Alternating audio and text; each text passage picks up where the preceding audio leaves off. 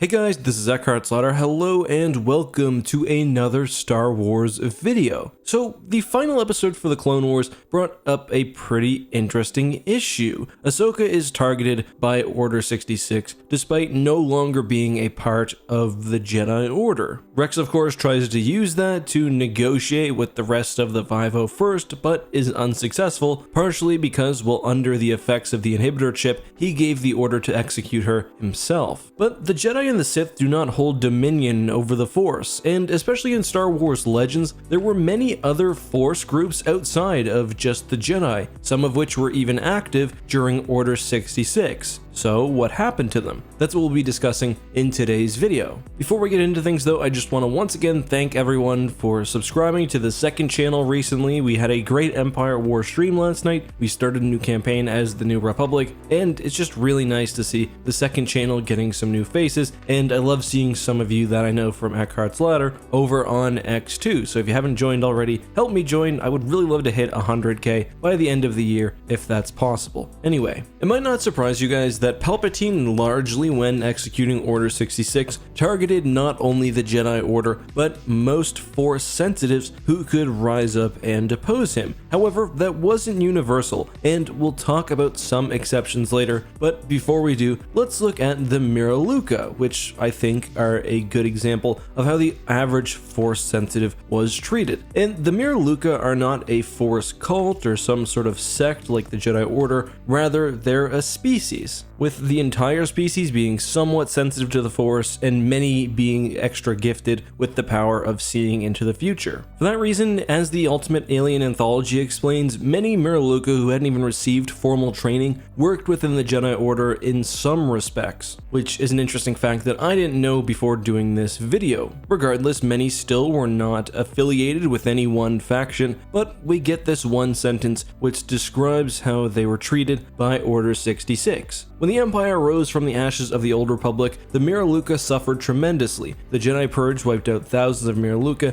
and forced countless others into hiding. It then continues by saying some Mira Luca were inspired to join the Rebel Alliance, but a troubled few were pressed into service as pawns and spies for the Empire and either fell to the dark side or destroyed themselves. On that note, before we continue, while Order 66 was meant, of course, by Palpatine as a way to destroy the Jedi, it was also a means to just generally secure power and remove those who could stand against him. It might surprise you then that he did nonetheless choose to allow several dark side groups to continue to exist and even work with them in some cases. One of these was the Prophets of the Dark Side. The Prophets were like sort of offshoot Sith, and they actually worked directly within the Empire to help Palpatine predict and see the future. Probably the most well-known of these individuals would be Chronal, who was the director of Imperial Intelligence and basically monitored all communication in the galaxy. Done an entire video on him if you're interested. His name was also Black Hole. Anyway, as I said, the dark side groups were very rare. They were well hidden, and typically they didn't involve themselves directly, so they were mostly ignored by the Jedi purges. The experiences of the Mira Luca were far more common. Many Jedi were killed directly in the opening days of Order 66, but afterwards, various arms of the Empire, including notably the Inquisitorius, were sent to hunt down remaining Jedi or Force users. Not everyone who was found was killed, and many were added to the Imperial ranks after being discovered by the Inquisitorius and turned to the dark side. Mara Jade, for example, was not a part of a Jedi family, but was taken by the Empire and converted into an Emperor's hand eventually. Let's move on though, and it might actually surprise you guys to learn that there were several major Force groups which Palpatine sort of just ignored. The first was the Baron Do, a group of Keldor who developed their own sort of following of the Force. The Baron Do did not use their powers offensively whatsoever, and in fact, they spent most of their time in total seclusion. We see them most prominently in Fate of the Jedi, where they explain to Luke